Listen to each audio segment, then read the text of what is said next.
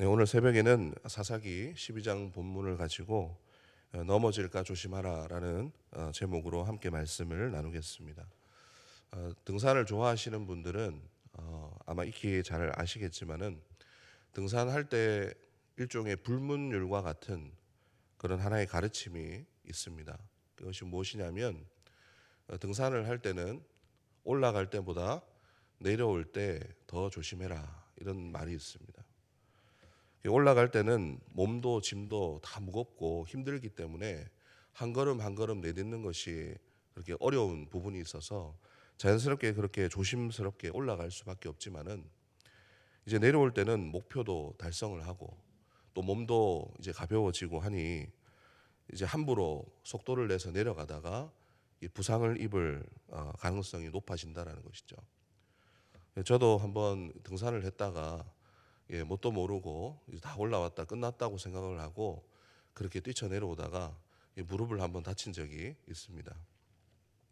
우리 신앙도 인생도 이와 다르지 않습니다. 올라갔을 때, 특히나 우리가 신앙적으로도 은혜 받을 때, 소위 우리가 불 받았다라고 했을 때, 그때 참 가장 조심해야 되는 것이 무엇이냐면 이제 우월감, 자기 자만에 이제 빠지는 것이죠.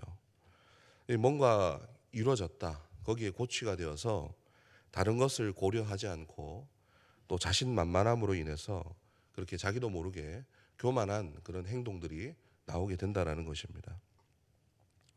오늘 입다의 사건이 그거를 말해주고 있습니다. 오늘 이 사사 입다에 대해서 마지막 기사를 이렇게 기록을 하고 있는데요. 안타깝게도 암몬과의 승리 이후에 좋게 마무리될 뻔한 이 사건은 오늘 자신의 형제인 에브라임과 전쟁을 벌이고 그들을 도륙함으로 아주 끔찍한 이 사사기의 이 입다의 기록을 마무리하고 있습니다. 사사기의 가장 큰 특징 중에 하나죠. 그러니까 끝이 좋지 않다라고 하는 그런 모습을 여실히 보여주는 대목입니다. 본문 말씀을 보면은 처음에는 이 사건의 발단이 에브라임에게 있는 것으로 보여집니다. 에브라임이 먼저 시비를 걸어옵니다. 암몬과의 전쟁을 잘 마치고 승리한 입다에게 찾아와서 1절에 보면은 왜 우리를 부르지 않았는가? 내가 너희와 너희 집을 불사르겠다. 이렇게 시비를 입다에게 건 것이죠. 사실 에브라임의 말이 그렇게 틀린 말은 아닙니다. 원래 이스라엘은 하나의 공동체고 또 같이 운명을 하는 그런 공동체이기 때문에 형제가 그런 요구를 할 수 있는 것이죠. 같이 싸울 때 왜 같이 싸우지 않았냐? 왜냐하면 그런 싸움 이후에 그런 취해지는 그런 돌아오는 그런 보상이라든지 이런 것들이 그들에게만 돌아가는 것이 합당치 않다, 이렇게 요구를 할 수가 있는 것이죠. 그런데 에브라임의 태도만 놓고 보면은 상당히 불량스러워 보입니다. 오늘 좀 말이 좀 거칠게 나오고 있습니다. 과거 기드온 사건 때도 에브라임이 이렇게 요구한 적이 있었습니다. 그때는 사실 에브라임이 그렇게 덩치가 크지 않아서 세력이 그렇게 크지 않았기 때문에 그냥 넘어가는 듯한 모습이 보였지만은 이 입다 앞에서 지금 시비를 걸 때는 에브라임이 덩치가 상당히 커진 상태였습니다. 그야말로 오늘 이 시비를 건다라고 하는 것은 단순히 책망하고 시비를 거는 정도가 아니고 전쟁을 일으켜서 우리가 영광을 취하고 그리고 그 리더십을 우리가 가져가겠다라고 하는 그런 심각한 도전을 이 에브라임이 입다에게 한 것이죠. 그래서 이 배경에는 뭐냐면 이 사사기의 어두운 그런 배경을 보여주는데, 이런 강력한 리더십이 세워졌지만은 정작 중요한 것들을 놓치고 있다. 입다라고 하는 걸출한 인물이 등장을 했지만 결국 사사기가 계속 말해주는 것은 하나님이 아니면 안 된다는 것입니다. 사람이 세워졌는데 이들이 이 스스로가 개인적인 어떤 영광을 취하게 되고 결국 공동체가 연합되지 못하는 그런 실수를 범하게 된 것을 그대로 노출하고 있는 것입니다. 그런데 에브라임 행동도 우리가 이제 반면 교사를 삼아야 되지만은, 하지만 이제 주목해야 되는 것은 뭐냐면 오늘 이 사사기의 주인공인 입다의 행동이에요. 이 입다의 행동이 어땠는가? 입다는 보면 굉장히 호전적인 사람입니다. 싸우기를 굉장히 좋아하는 사람이고, 그것으로 인해서 싸우고 이겨내고, 그래서 군 사령관까지 되고 결국엔 사사까지 올라온 그런 사람입니다. 그리고 자기 중심적인 사람이었던 것으로 보여집니다. 그래서 싸움에 능해서 그렇게 사사가 된, 그리고 하나님께서 세우신 그런 재능을 또 하나님께서 사용하셔서 그렇게 세워진 호전적인 사람이었다는 것이죠. 이런 사람들은 어떤 문제가 있는가? 자기 지위와 힘을 바탕으로 해서 태도를, 상대방을 누르고 과시하려고 하는 그런 이 태도가 있기 때문에 심각한 하나의 공동체의 문제가 있는데, 사람을 품어내지를 못합니다. 사람을, 이 리더라면은 사람을 품고 같이 이렇게 가야 되는, 때로는 그 사람이 실수하고 잘못하더라도 그 사람을 품어주고 용서해주고 그렇게 관용적인 태도를 보여줘야 되는데, 싸우기를 즐겨하는 사람은 자기에게 도전하는 것을 견디지를 못해요. 그래서 결국 입다도 이런 호전적인 태도, 자기중심적인 태도 때문에 에브라임이 도전해오는 이것을 견디지를 못하고 거기에 그대로 이제 갚아주려고 하는 이런 모습이 보였다라는 것이죠.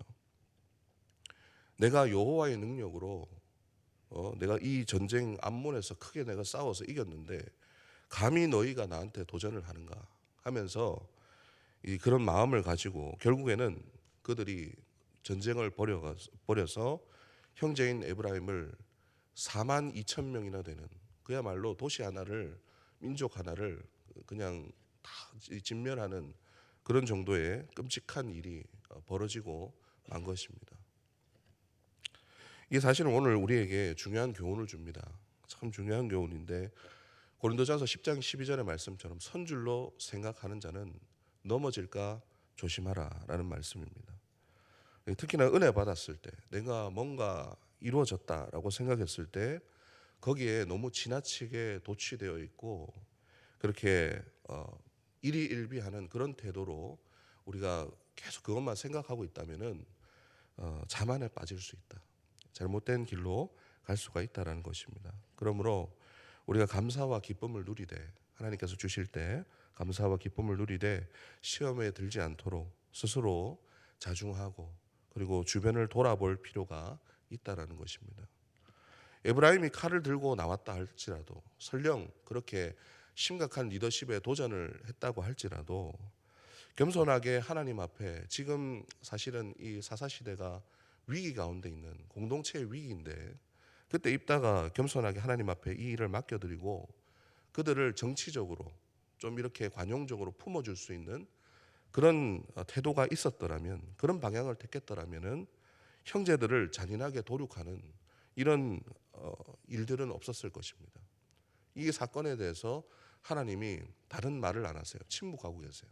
그 말은 지금 이 일이 심각하게 뭔가 문제가 있다라는 것입니다. 저와 여러분도 함께 이 일에 대해서 이제 묵상을 할 때 내 태도와 입술에 자만하는 그런 태도는, 그런 행동은 없었는지, 내가 선줄로 생각하고 다 이뤘는 줄로 생각을 하고 그렇게 내가 행동하거나 그렇게 관계 속에 있지는 않았는지 우리가 잘 돌아봐야 되겠습니다. 그래서 상처 주고 때로는 다툼이 일어나고 누군가가 때로는 내게 잘못했을 때 거기에 반응을 해서 오히려 그 싸움이 커지게 되고, 이런 문제가 아니라 오히려 품어주고 연합할 수 있는 그런 성서중보교회가 되었으면 좋겠습니다. 이 은혜가 우리 모두에게 임하기를 주님의 이름으로 축원합니다. 기도하겠습니다.